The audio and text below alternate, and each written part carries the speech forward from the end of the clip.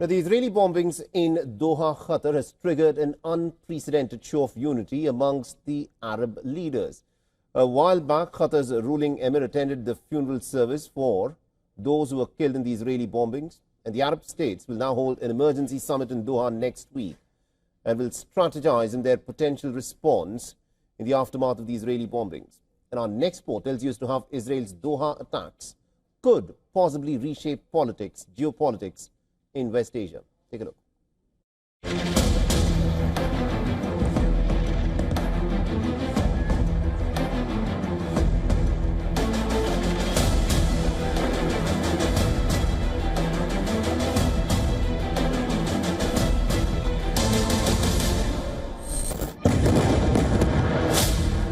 Explosions, displacement, hunger, and deaths.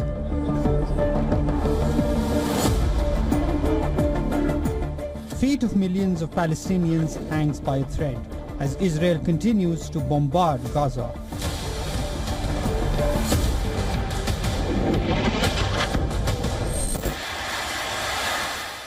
But this week, the war expanded into an uncharted territory. 15 Israeli fighter jets dropped 10 bombs in Qatar's Doha.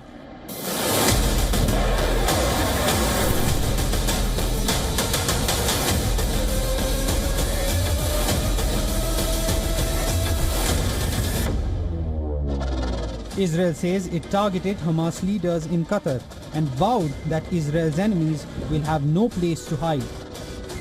The attack has not only torpedoed peace efforts, but has also sparked a rare unity among Arab states. While condemnation poured in from across West Asia, Arab states are determined to move beyond official statements. Qatar will hold an emergency summit in Doha where leaders of Arab-Islamic world will strategize to firm up a response to Israel. Those expected to be in attendance include Saudi Crown Prince Mohammed bin Salman, UAE President Sheikh Mohammed bin Zayed Al Nahyan, Jordan's Crown Prince Hussein. The emergency summit could reshape political alignments in West Asia. Reports suggest the UAE and Bahrain may consider the Doha attacks a red line. Suspend the Abraham Accords, which had kick-started the process of normalizing the chill in Arab-Israeli ties. Qatar is also reportedly reviewing its security pact with the US. The strikes by a US ally and in the vicinity of a US base has sent alarm bells ringing. While Trump maintains that he warned Qatar about the incoming strikes, Qatar says the warnings came when Israeli attacks were already underway. With Qatar hosting the US's biggest foreign military base in West Asia, Washington finds itself in a spot. The Israeli attacks damaged Gulf states' confidence in the US defense and security support. US President Donald Trump is also furious. According to reports, there was a heated call between Trump and Netanyahu after Israeli jets bombed Doha.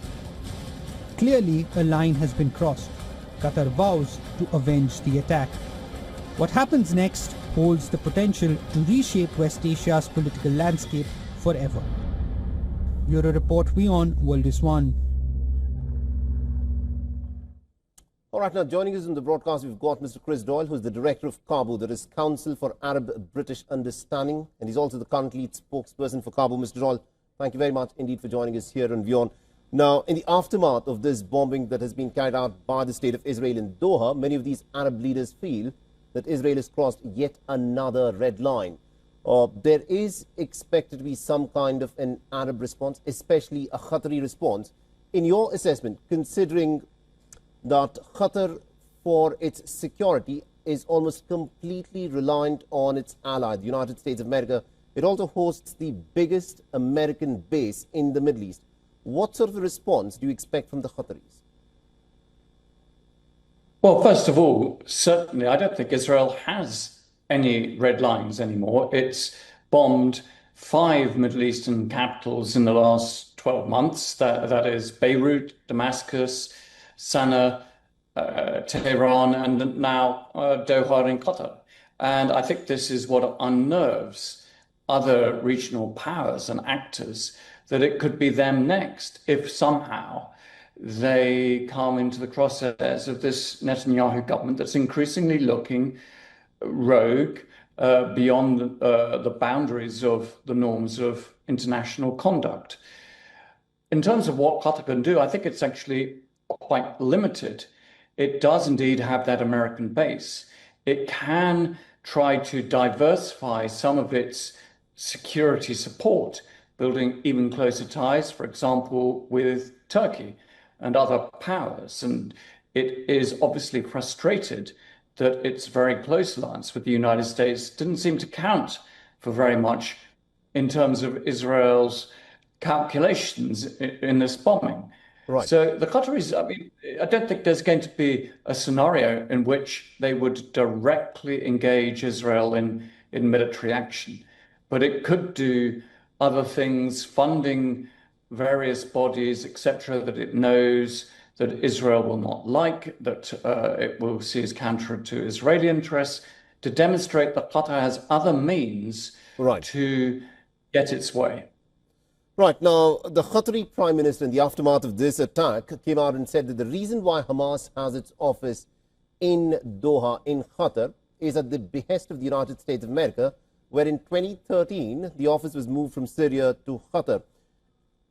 Do you think the Qataris will now say that this Hamas office is in Qatar at the request of the Americans, but they may want to now expel Hamas from their territory because now that is making them a target for the Israelis?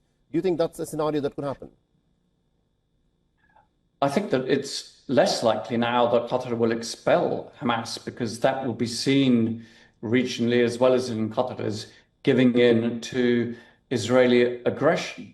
Whereas actually I think there was a chance before, and it had been debated within Qatar as to whether they should end Qatar's hosting of Hamas. Well, that's not going to happen now.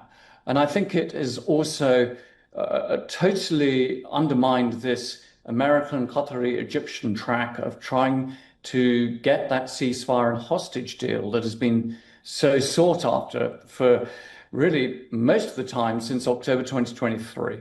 The Qataris, therefore, are in a dilemma, but against that, think where Qatar was back in 2017 when 4 of its neighbors put it under blockade, including Saudi Arabia, including the United Arab Emirates.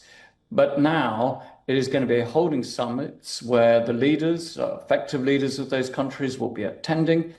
It's got a warm relationship with the United States, with President Trump. So in some ways, it is strangely perhaps more secure than it was those 7 or 8 years ago. Right. But it is a very divided region. It's very precarious. And I think what we need to see here is the United States acting to calm things down, to reinforce the security guarantees that it has given Qatar, and to tell the Israelis this has to stop. All right, we'll have to leave there. Thank you very much indeed, Mr. Chris Doyle, for joining us with our perspective.